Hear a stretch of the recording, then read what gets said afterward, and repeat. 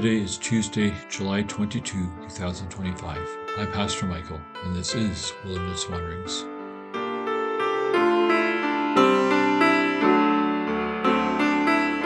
Our text is from Philippians 4. Rejoice in the Lord always. I will say it again, rejoice. Let your gentleness be evident to all. The Lord is near. Philippians 4, verse 4 to 5.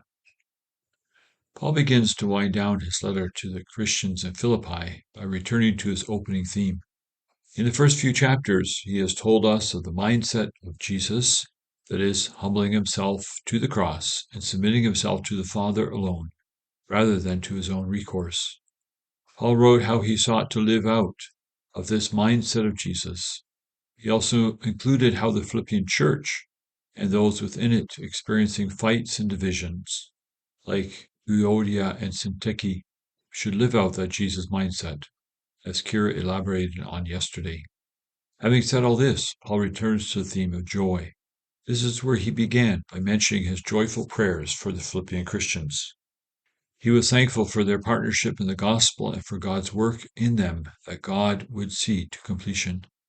Now he invites the Philippians into the same prayer saturated with joy.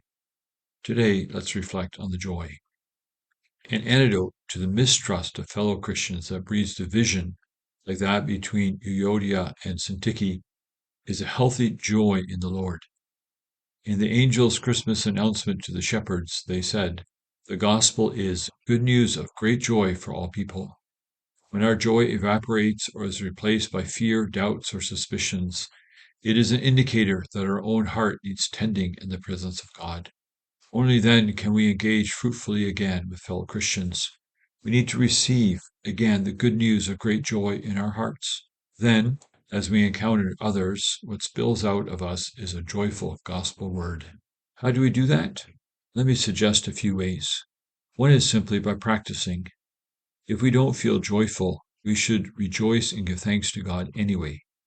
It's often the case that working a habit like rejoicing, even when we aren't in the mood for it, can serve to usher our emotions gently along until we do begin to feel it. We can use the last few Psalms to get started. Another way to find joy in the Lord is to remember that the Lord is near, even when everything else might feel like it's coming undone, or when it feels like there are enemies all around. The recognition of the presence of God in that place can change things. Even valleys of death's shadow can be transformed into an experience of God's care and provision when we remember that He is there too. Meditation on Psalms 23 or 121 can be helpful here. A third way to renew our joy is simply by talking to God. We call that prayer, but that's for tomorrow. This kind of joy in Christ enables us to make known the mind of Christ to those around us. The Greek word translated as gentleness can also mean forbearance or tolerance, a willingness to let things go or to delay our reaction or desire for retribution. Doing so offers a gracious, merciful forbearance, as God has done for us. Again, we can do this because the Lord who has displayed his gentle forbearance with us is near. It's a cause of joy, a cause for taking on the same mindset. So, rejoice in the Lord always. I will say it again, rejoice. As you journey on, go with the blessing of God. May the peace of the Lord Christ go with you, wherever he may send you.